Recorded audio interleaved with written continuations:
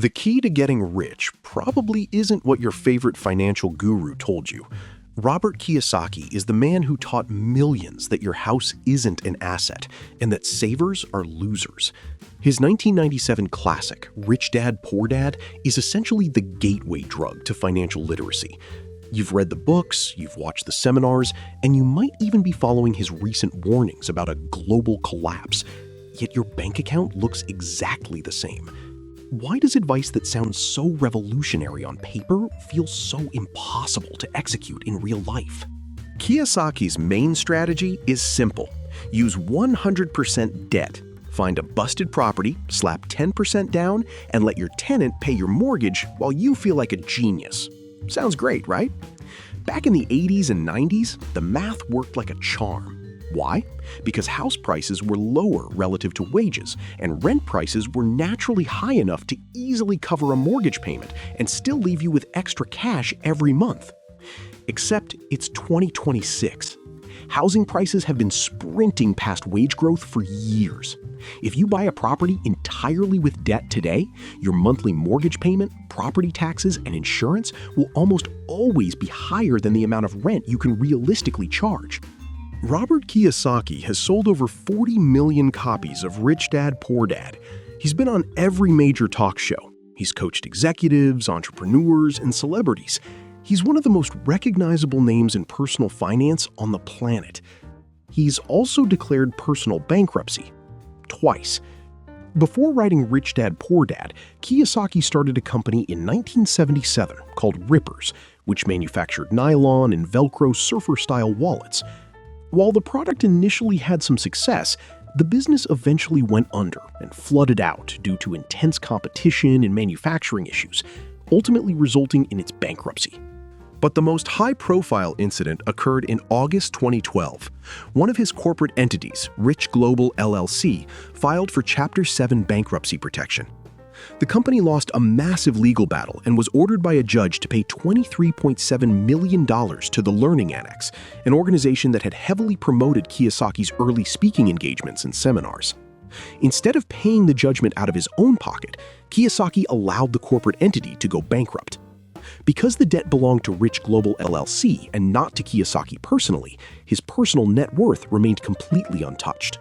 That's because Robert Kiyosaki didn't get rich from real estate. He got rich selling books about getting rich.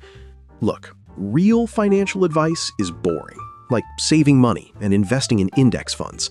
And boring doesn't sell stadium tickets. To build an empire, he needed to sell big, exciting promises.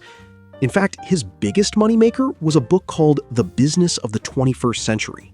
In this book, Kiyosaki tells people to join network marketing, better known as multi-level marketing, or MLMs, like Amway and Herbalife. When Kiyosaki self-published Rich Dad, Poor Dad in 1997, mainstream distributors and bookstores initially ignored it. The turning point came when Amway noticed the book, because the book was perfectly aligned with the recruiting pitch of their network marketing. Amway leaders began buying the book in massive, bulk quantities to distribute to their networks and hand out as recruiting tools. This artificial surge in bulk sales is what originally propelled the book onto bestseller lists, granting Kiyosaki global mainstream fame.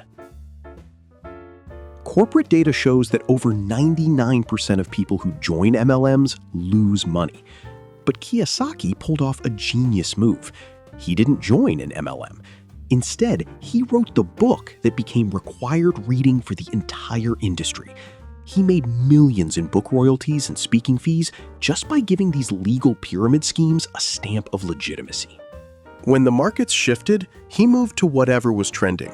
He started promoting precious metals, telling the media that he bought the biggest gold mine in America last year. It's in Utah. But public mining records show the biggest gold mine in the US is actually the Carlin mine in Nevada, owned by Newmont Corporation. Kiyosaki isn't even listed on their company filings. His own website later clarified the truth.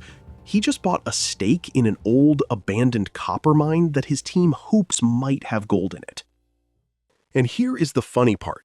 Kiyosaki constantly tells his audience that the US dollar is worthless paper money. But if you want to buy his advanced courses or attend his $15,000 seminars, his company won't accept gold or Bitcoin. They only accept that exact same worthless government paper money. Rich Dad is great for changing your mindset about wealth, but the moment you use it as a step-by-step manual, you aren't playing the game of the rich. You are just becoming the cash flow that funds Robert Kiyosaki's lifestyle.